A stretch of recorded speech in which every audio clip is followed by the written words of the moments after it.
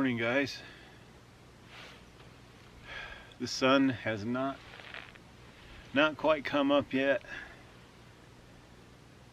It's 6:55 a.m. and that is possibly the best I've ever slept in the mountains in my life. I was exhausted. Not only have I never come up here and not eaten dinner, but I've never slept so well in my tent. I did wake up a couple of times, but dozed off quickly afterwards. I was asleep. I was in the tent saying goodnight at 9 p.m. and I don't remember much after I shut off the camera. That means I slept 9 hours. And for a guy who averages 5 hours a day, that's pretty good. And to wake up to this is just amazing. You hear that? Absolutely perfect silence. All I can really hear if I concentrate is a little bit of ringing in my ears from my punk rock days in a punk band. I think I got a little bit of tinnitus from that. We played loud. I also went to a lot of loud concerts. I still do, but I have to really like the artist to pony up the money.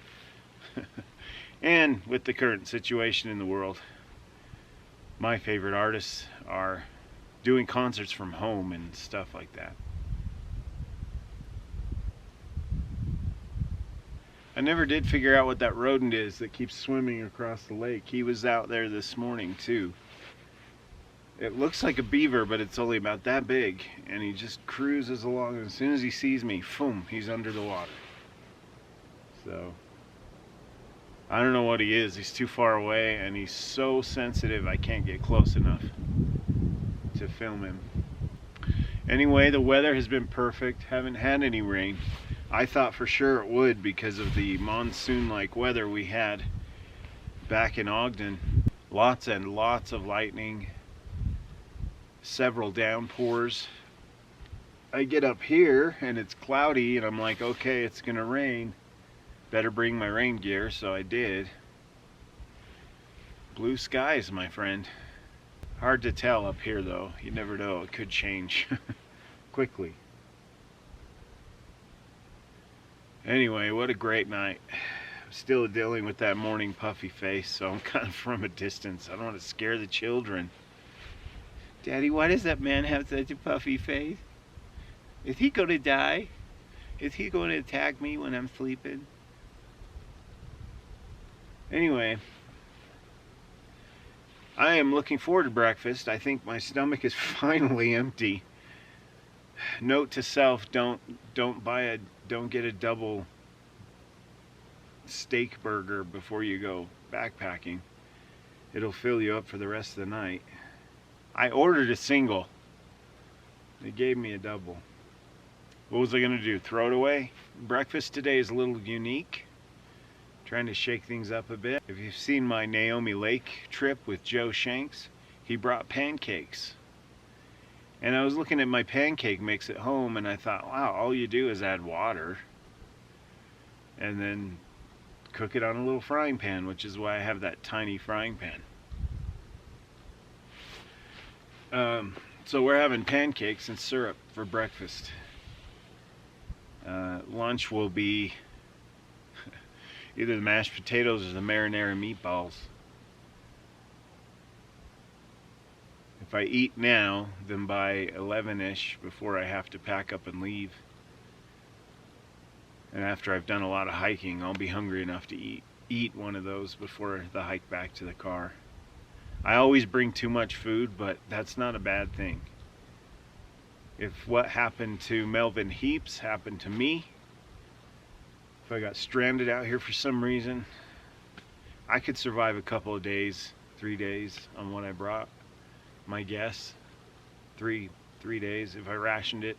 Anyway, let's see, where do I start? Let's start with mixing things up in a Ziploc. I'm following Joe's example here. Joe and his wife actually put together the pancakes and made them kind of dummy proof so that we could mix them in the bag and pour them in the pan. And Joe cooked over a firebox stove. I didn't bring my firebox stove. I just brought gas, so should be okay though. Oh, let me tell you about my frying pan. So this frying pan is very old, circa 1912. It belonged to my grandmother. She died in the 50s. I never met her. She had a stroke. I have a few things of hers as far as cookware goes, and this was made by Wherever, number 2506, if you can read that. It's aluminum, trademark, made in USA. It even says aluminum. Very lightweight, doesn't weigh much. Very small though, look at my hand. So yeah, the pancakes will be this big. And Grandma will be spending some time with us today on our outing. She's the one that was married to my grandpa who built the cabin up here. Interesting story about those two. My grandparents were married in 1912. It's possible that this was a wedding gift to them, along with a whole set probably.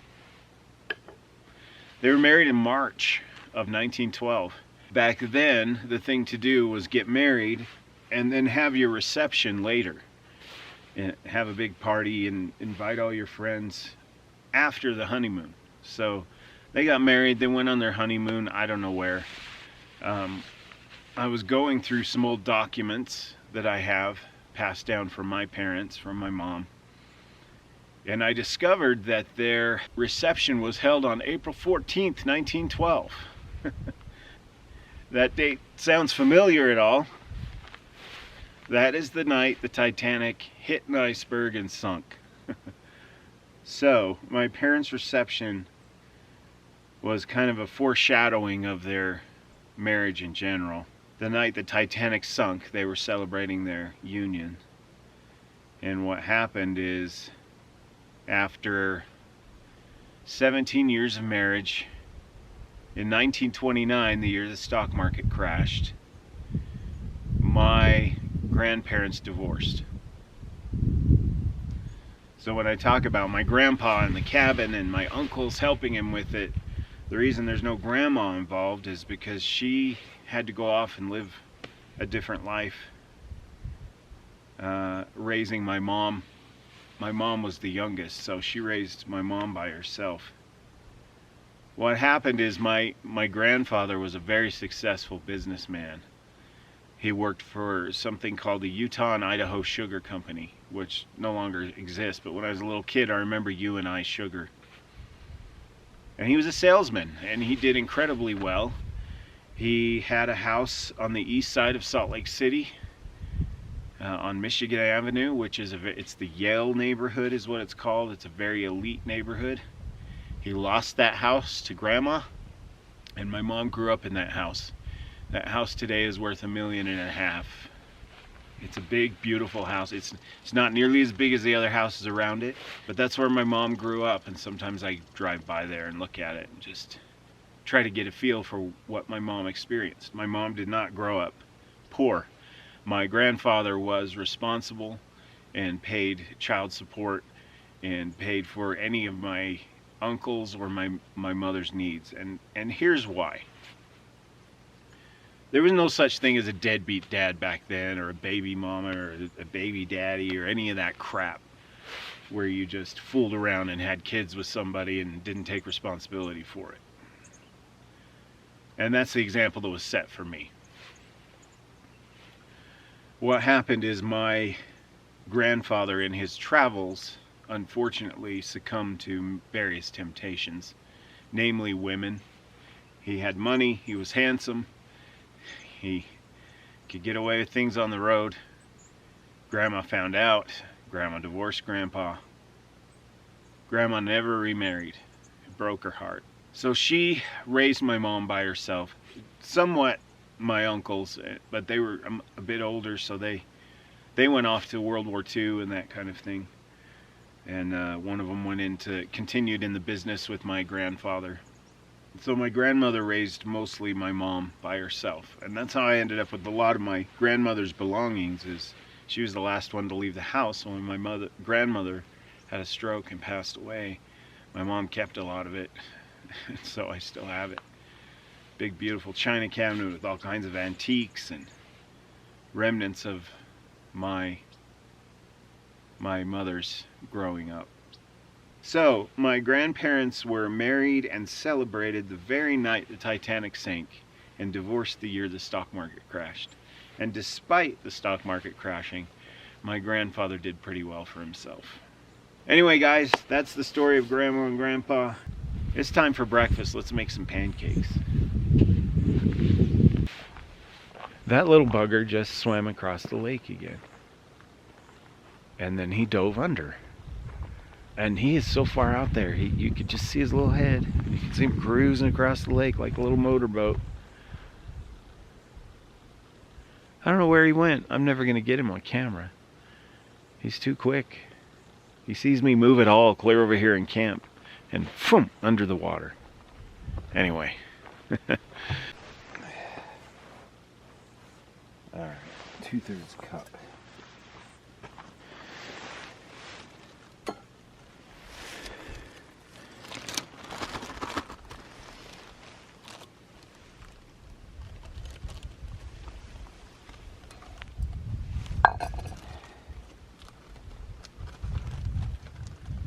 All right. So there we go. Let's mix those up. Get it all mushy. You know what I did? This says 2/3 cup of water, guys. I put in 1 2/3. Oh goodness, I screwed it up. Well, I wonder if pancakes this runny will actually cook. You know what we're gonna do? We're gonna find out. This is what happens when Utah Steve hasn't woken up all the way and tries to do stuff. All right, look at that. It's like milk. I don't know though. Maybe it'll work. I wish I had more. See, this is why Joe's wife made an emergency bag of extra pancake batter, just in case this happened. And I didn't do that.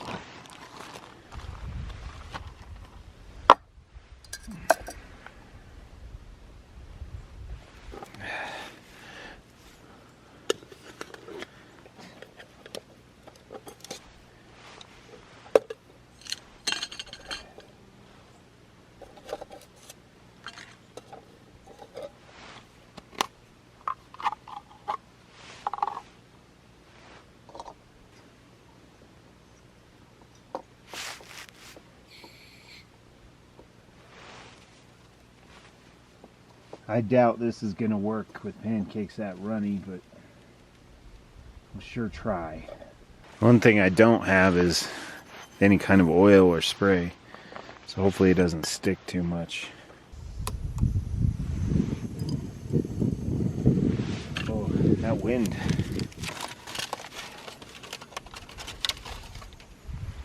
There we go. All right, guys. Let's try our milky pancakes. If they don't work, I have backup. Well, you know what? There's some lumps in here. And if I squish them up, it'll help thicken it.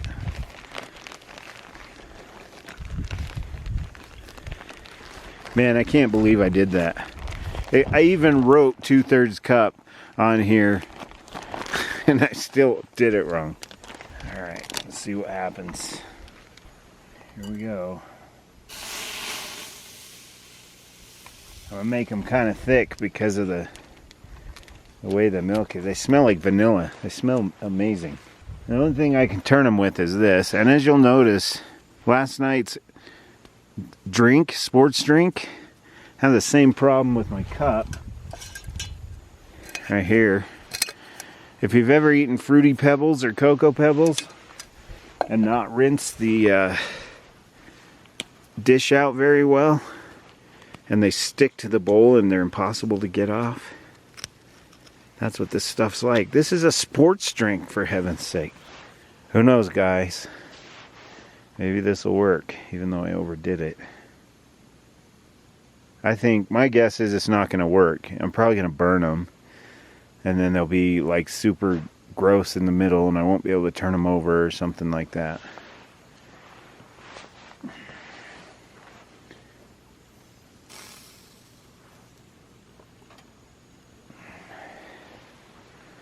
I like the little frying pan though. I'm pretty happy with it. Little piece of grandma coming on these outings with me, and instead of just buying one at Walmart or something. Lightweight enough that I don't even feel it in my pack, so.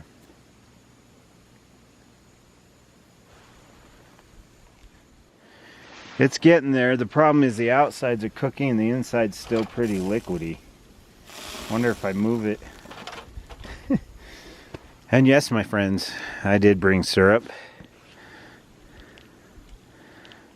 If I forgot I was zoomed in. Yes, I did bring syrup, my friends. Unlike Joe, I did not squeeze these from maple trees that he planted up here as a child. I bought the fake stuff from Walmart. If we even get to use it, if this doesn't burn on me. It's getting there.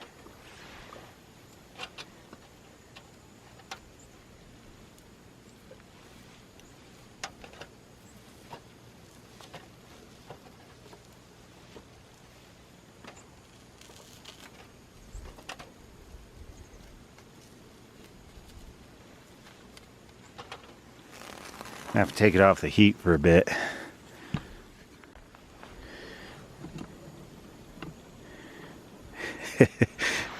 Well, it looks like mashed potatoes now. I tried turning it and it's so stuck to the plate without any oil or anything. I just didn't think I could have brought oil. Anyway, we're going to keep stirring it up until it all looks nice and brown and eat it that way. We're having mashed pancakes for breakfast.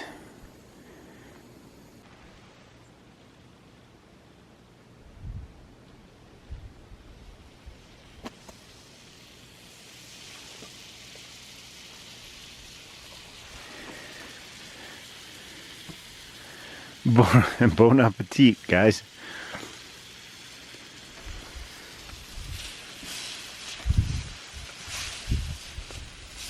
So I don't know if what I just recorded got recorded, but what I did is I told the story about the invention of pot stickers. Those little Chinese dumplings that you stick to the pot and eat them that way, with the bottom slightly burned, not burned, but browned, until they stick to the pot. If you've had them, you know what I mean. They were invented by a chef who he was a chef to a king, and if he screwed up the food, it could cost him his life. And this one time he's cooking dumplings for the king, and he accidentally burns them and they stick to the pot. And he's worried for his life, and so he lies to the king and says it's a new invention of his, it's a new dish called pot stickers. They stick to the pot. So the king ate them and he loved them. He just loved them. And he made them his official dish. He asked for them all the time. The chef had to actually learn how to do it on purpose. And so, ladies and gentlemen, I give you Utah Steve's version of pot stickers, aka mashed pancakes. And they're not bad. They're like really sweet mashed potatoes. I don't know how to describe them.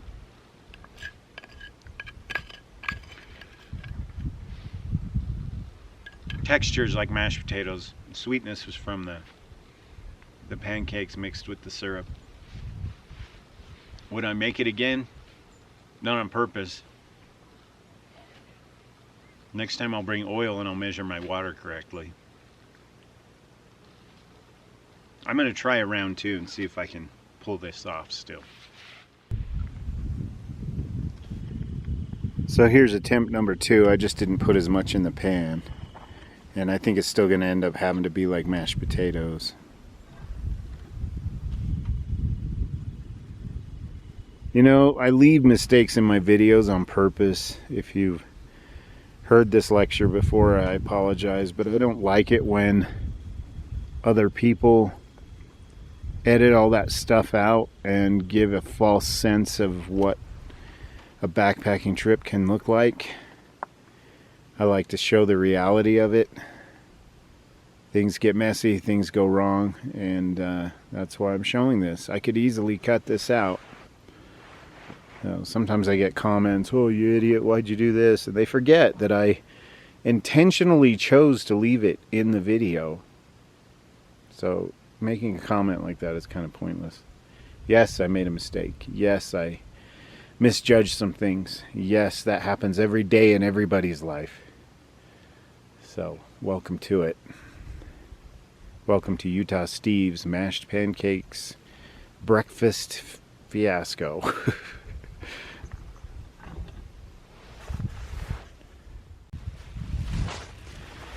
I'm going to let that syrup cook into the batter a little bit.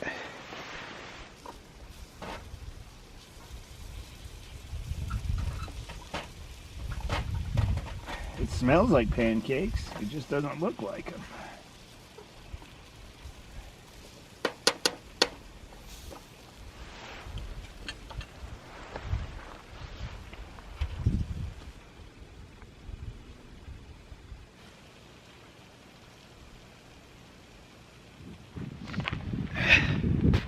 Okay guys, round 2. Probably not much better than round 1, but a lot more syrup.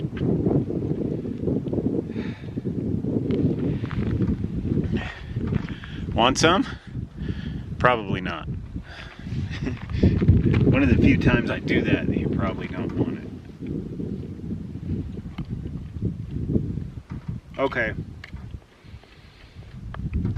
I figured it out. It tastes like oatmeal. It tastes like maple and brown sugar oatmeal, the instant oatmeal. That's what it tastes like. The texture too. So if you think of it that way, it's not bad at all.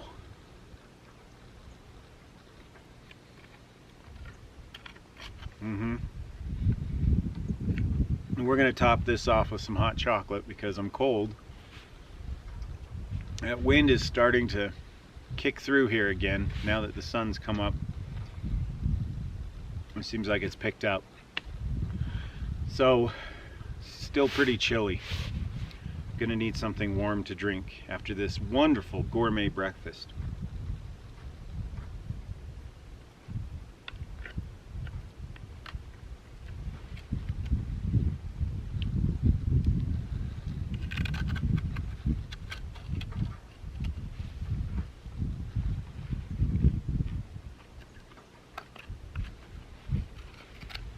Crunchy bits are really good. It's not horrible. I didn't ruin breakfast. I just kind of maimed it, injured it. I don't know. I'm gonna put some lake water in that and let it soak.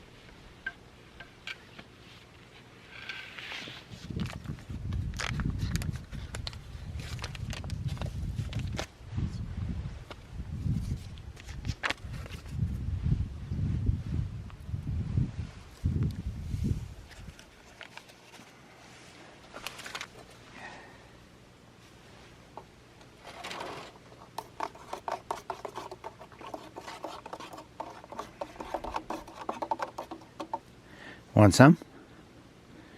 It's hard to screw up hot chocolate, isn't it?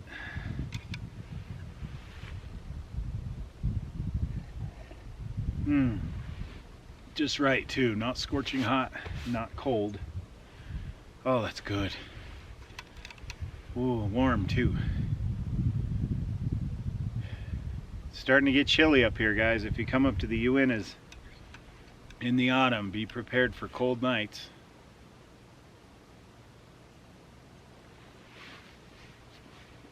As far as warmth went last night, I was so tired I didn't put my thermals on, but my 30-degree quilt kept me nice and warm as long as I was under it, which I was through the night.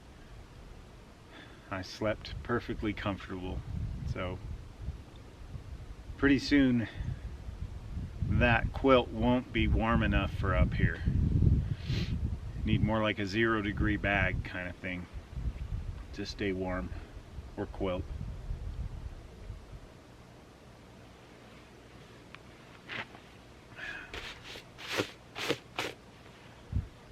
Strange breakfast, I know. I am going to eat that cookie this morning. My stomach is so empty just to put mushy pancakes and hot chocolate in it. Need something a little more substantial, but not like a meal on top of a meal. So the cookie works. It's more like putting bread in my stomach. I know, terrible breakfast. Pancakes, hot chocolate, and a cookie. So I decided against the cookie because I forgot I had the beef stick. That makes more sense. And I told you it would be a package inside a package. This is made by Bridgeford, teriyaki beef stick. We're gonna have that, and we're gonna do some exploring around here. I've got breakfast pretty much cleaned up.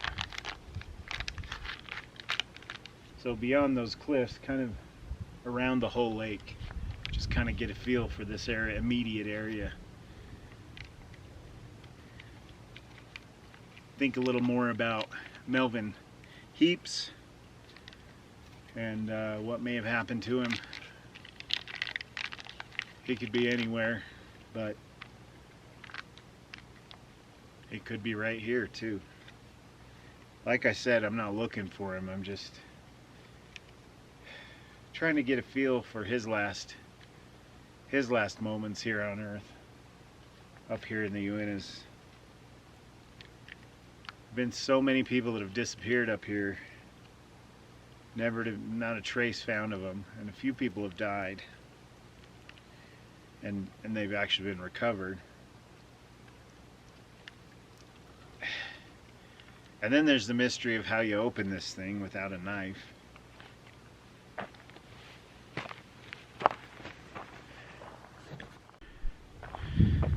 Got it open. Hey Clark, if you're not doing anything productive, how about getting me another stogie? You know what movie that's from? One of my all-time favorites, my all-time favorite Christmas movie. Comment down below. Maybe you know. And if you do, we're like soulmates, man.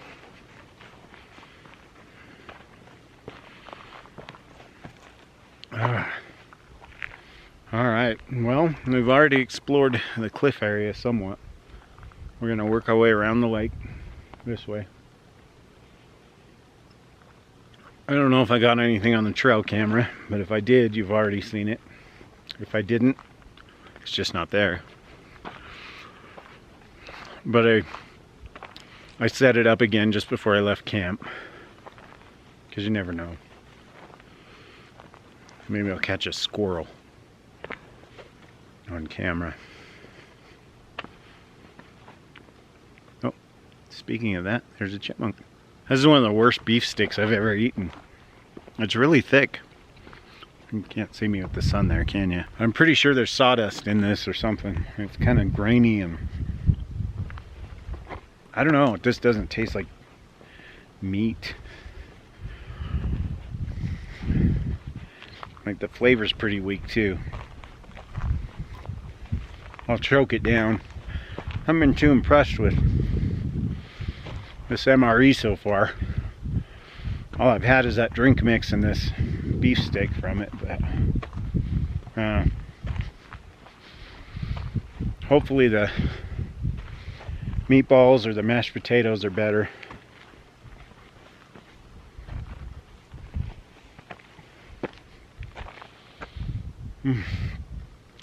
There's the notch.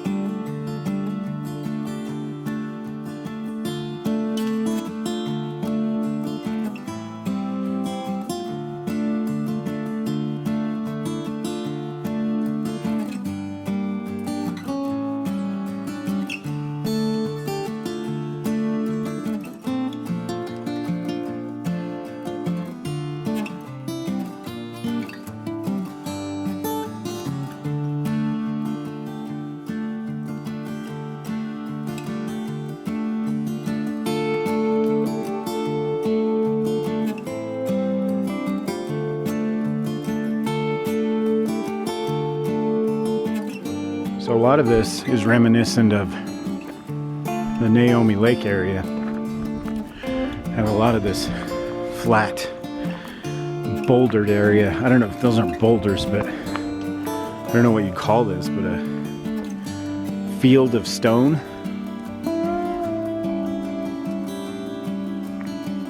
Big meadow down there, the notch up there. I think that's Haystack Mountain.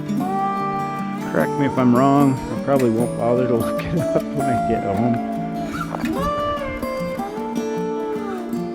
Maybe it's not. I don't know. I don't know the names of all the peaks up here, guys. I love the Uintas. I know my way around pretty good. But that doesn't mean I know everything there is to know about the Uintas. It's just my favorite place. Look at that view of the lake. Ah, it's spectacular.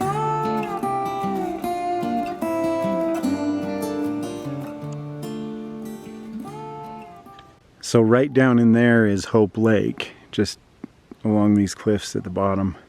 Now if I turn this way, right through those trees, that's Wall Lake, and I can hear people down there.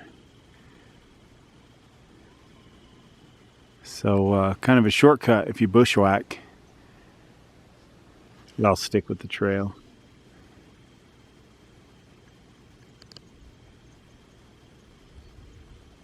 Pretty soon there will be people jumping from the cliffs there. I'm tempted to keep walking that way. There's a lot of squirrels and chipmunks running around on the rocks out there. But I think I'll continue working my way around the lake instead.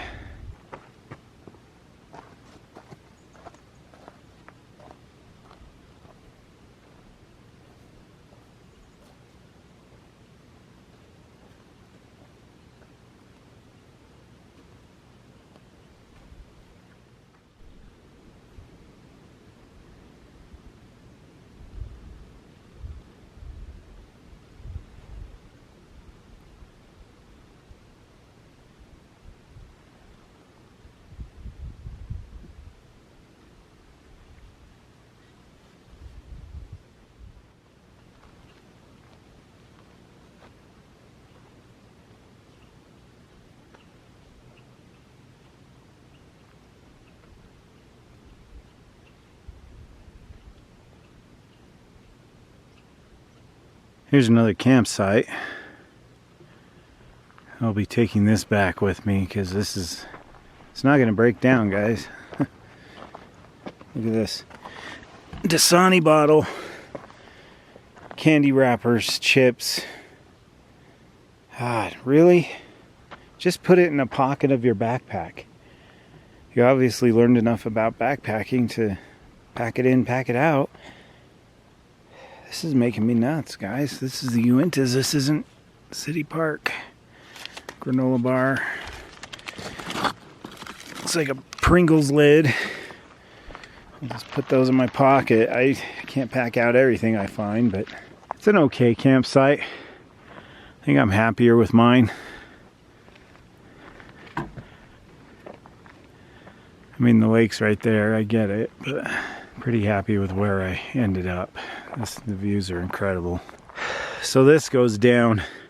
That's going to eventually be a drop off because that's where the trail had a bunch of switchbacks coming up. We'll continue this way.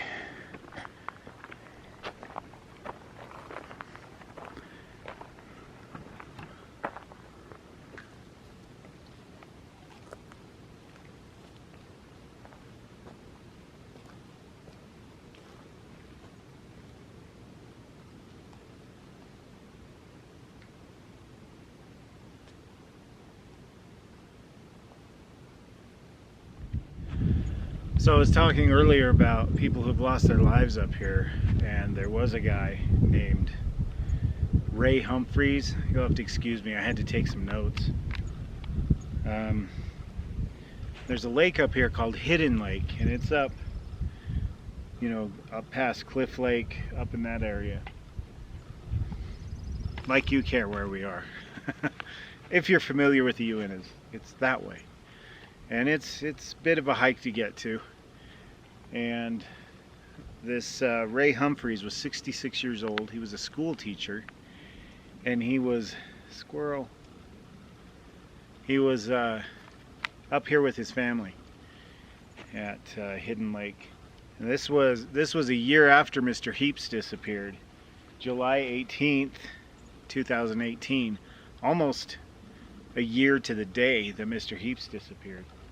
Only this time, this guy wasn't alone, he was with his family. They camped at or near Hidden Lake. He was last seen about 10 p.m. that night when he told his family he was going to hike down to the lake and get some water to douse their campfire with. This was a family tradition at Hidden Lake. I'm guessing that maybe it's not anymore. I don't know. If that was my family tradition and I lost my father, grandfather, husband there, it would be very hard for me to go back there, but maybe they do it in his honor. I don't know. He walked down towards the lake, and his family, it was 10 p.m., so his family was settling in for bed, and nobody realized, with how many people were there and the time of night, that he hadn't come back. So he hikes off to get water, and he's not seen again. The next morning they woke up and realized he wasn't in camp, and everyone started going, have you seen him? Have you seen him? Well, last I heard he was going to get water. And they started to panic, of course, and to get help to find him, you have to hike out of here. And you don't get cell reception until you drive down a ways. There is a possibility, like I said, I was standing up here on these cliffs and I picked up a signal and got a notification that my friend Joe Shanks just uploaded a video. Sometimes you find little pockets up here and can make a phone call or send a text. So I don't know exactly how they notified authorities, but in any case they were notified. People were searching on foot, on horseback, by helicopter. They were searching everywhere for this guy and couldn't find any trace of him anywhere. And then about a week later, a helicopter was flying about 1.5 miles. It's quite a distance from the lake, and they spotted his body. Just freak accident. They looked down and they were like, what is that? And there he was. How he got 1.5 miles from Hidden Lake, from the campsite in the middle of the night. There was some speculation online that he did have early onset dementia, which is sad because he was a school teacher and he spent his life using his brain, educating people. It's kind of ironic, but it's possible that he got confused and turned around and thought he was heading back to camp, and the dementia may have played a role, and he ended up passing away strictly from the elements. That was July, so temperatures were probably, on average, they get down to maybe the low 40s up here. 70s in the daytime, maybe 80s, but that's really pushing it. Anyway, they ruled out foul play or anything suspicious or weird, wild animal attacks, anything like that, and just chalked it up to, I don't know if you would call it natural causes. I don't know. He could have had a heart attack, I guess. I don't know. But how he got a mile and a half away is beyond me. Just a short hike to the lake. Just like Garrett Bardsley up in the Kuberant Basin. 100 yards to camp, vanished. No trace of him. Fortunately, that family had closure. I mean, it's sad. It's tragic that that happened. He was only 66, which is relatively young. Mr. Heaps that disappeared up here, that we're up here thinking about right now, he vanished. He was 74. I don't know, man. I don't think people are really old. Maybe it's, I even felt this way when I was younger, until they're maybe in their 80s. And that's when things really start to go downhill. Some people are very healthy in their 70s, very healthy in their 60s, 50s, 40s. They're just healthy, and then they hit their 80s and things start to really come apart. So my dad was healthy as a horse until he was about 83, and he started having all kinds of problems. And I don't know how healthy horses are. I don't know why I said that. I don't even know if that's a saying. Anyway, he was just very healthy, and then he hit about 83, and it was just one problem after another. So Mr. Humphreys was from the Salt Lake City area, and his family was able to lay him to rest and have a funeral for him. Mr. Heaps, on the other hand, from Mesa, Arizona, with family up here, well acquainted with the Uintas, a regular hiker. It's anybody's guess. Is he up here by Hope Lake somewhere? Is he clear over there by Cliff Lake? The area that was searched is huge, and they searched every trail they could find. No sign of him. He had to have gone off trail for some reason. Like I said, maybe even just to use the bathroom. Maybe he had a heart attack. Maybe he got lost, succumbed to the elements, like Mr. Humphreys did. I don't know. I'm just up here to get a feel for things and what he may have experienced. That's all. I'm not trying to solve a mystery. Any of these videos where I talk about missing persons, I'm just trying to bring to light the person that's missing and not let them be forgotten somehow. We tend to do that. We tend to move on and forget about it, but that family hasn't forgotten. You know, Garrett Bardsley's family hasn't forgotten. In fact, the search for Mr. Humphreys included the Garrett Bardsley Foundation. So Garrett Bardsley's dad was up here trying to find Mr. Humphreys, and there's news footage of him talking about it, and he gets really choked up and teary-eyed over it. He still hurts from missing his son. I can't even imagine. Oh, guys, my kids are my world. It would just destroy me. So he's dedicated his life to helping find people who get lost, up here especially. It's not the only search that foundation has been on, trying to find somebody. Sometimes they find them alive. More often than not, they don't, or they don't find them at all. This isn't small, guys. This isn't a small pocket of the world. It's huge. It could be anywhere. It could be right here. It could be right over that hill. I wouldn't know it. Needle in a haystack.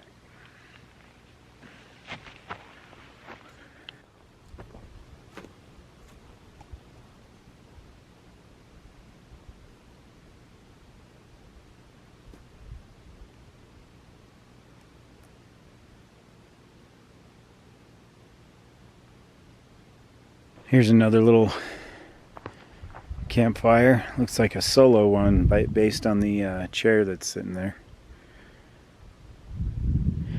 There's a fire pit that you can see on the satellite imagery on Google Earth or Google Maps. This might be it, because I remember it's a perfect circle, and that is about, whoever built this was going for perfection. Anyway, I wonder if that's it. I'll throw it up here on the screen. Maybe it is the same spot, but there's a perfect circle you can see from the air. I assumed it was a fire ring. I wasn't sure. And if you look up, there's a perfect shot of the sky. So maybe this is what's seen on Google. And to give you some perspective, camp is across the lake now. There there's my tent.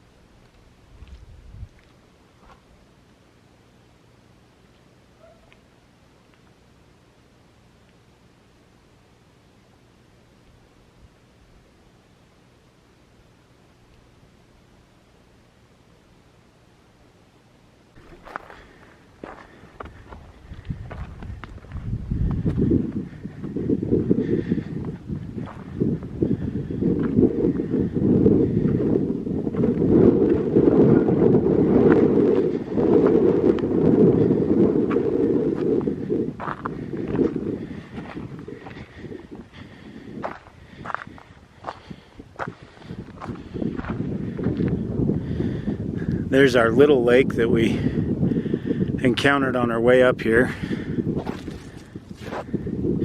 I'm hoping this filter's doing its job.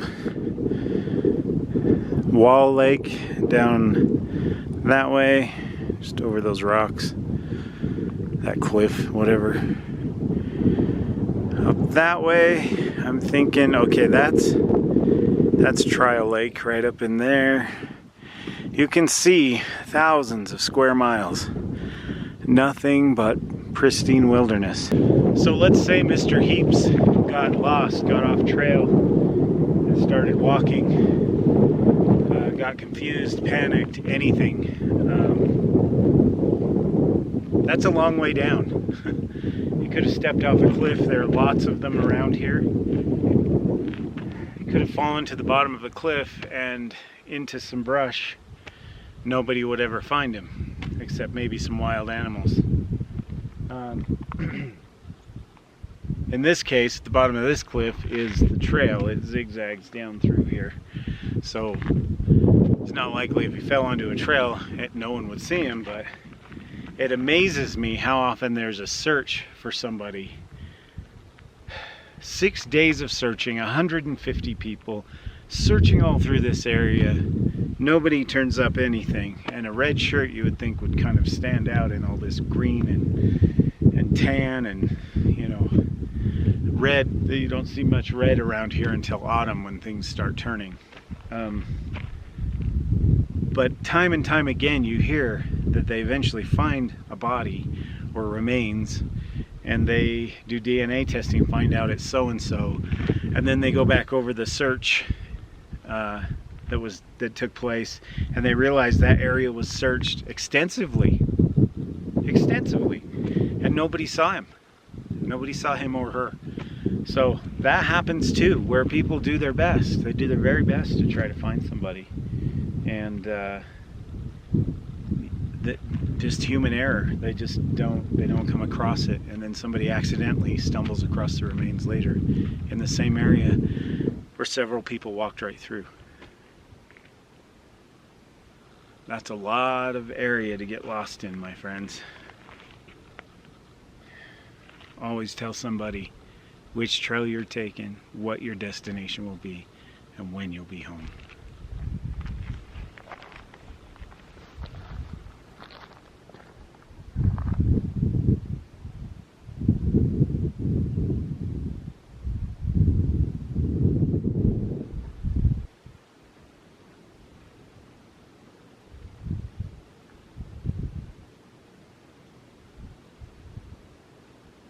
Do this.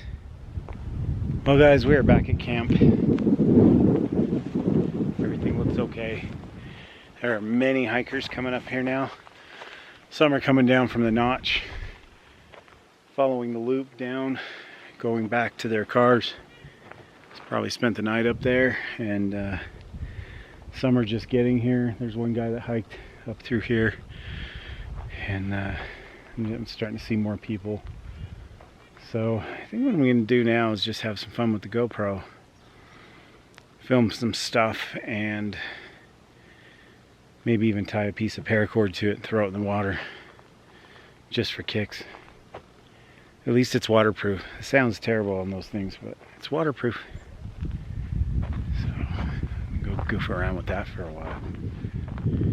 Well guys, I'm done exploring. I think the only thing left to do now is clean up camp. Hope Lake has been good to us, but it's not quite time to say goodbye yet. First, let's get this cleaned up, and it's about 10 a.m. I think. Yeah, I have 2 little boys to pick up, spend the evening with, so as beautiful as this is, they're even more beautiful, and I'm gonna go get them and we're gonna spend some awesome time together. This has been an amazing camp out, an amazing spot, a lot to think about. But as usual at the end of a trip like this, I can't wait to get home to my boys. Let's get cleaned up.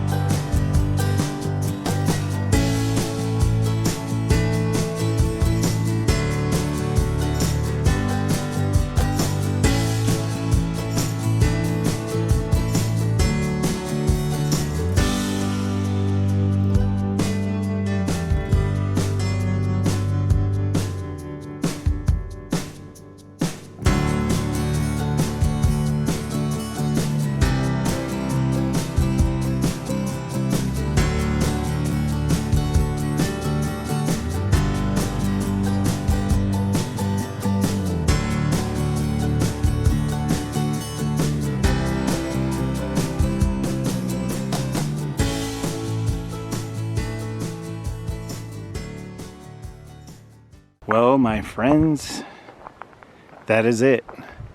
Nothing hanging on the tree. The tent is cleaned up. All of my cooking area is all cleaned up. Water, got that off the cliff. I got the trail camera. The only thing really left is our friend Bob Jr. here. He's ready to go home. He looks pretty happy about it. I found a use for that cookie. I had a chipmunk come into camp. He wasn't afraid at all of me. And I put the trail camera there to film him, but I guess he decided not to come back yet for more, and that probably filled him up. I didn't give him the whole thing. I ate part of it. And he was hiding in a little crevice up here that I caught on GoPro. So I left a piece of cookie for him there. Anyway, guys, I guess that's it. My heart goes out to the family of Melvin George Heaps. May he have found peace. I'm sure he's very happy where he is. From every account I read online of him, he was a good man, a loving grandfather and father, and well beloved by his family. And they did their best to try to find him. Unfortunately, nobody has. He's somewhere out here in all of this beauty. Well, he's not, but his remains are. Anyway, guys, I'm Utah Steve. Thanks for joining me for another adventure. Do yourselves a favor. Get off the couch. Get outside in nature and have some fun. The views are spectacular. We'll see you in the next video, my friends. And here's some GoPro footage that you can enjoy on my way out. Take care, guys.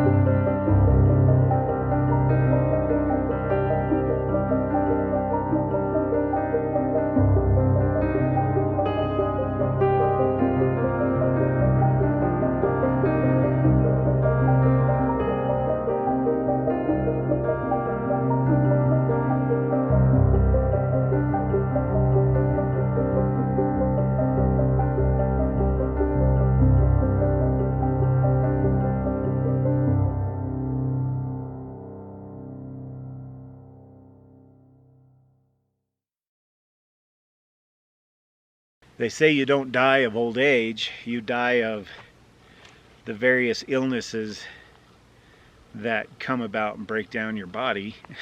There's a saying that doesn't go anything like that. It's not old age that kills you, it's the health problems that come along with it.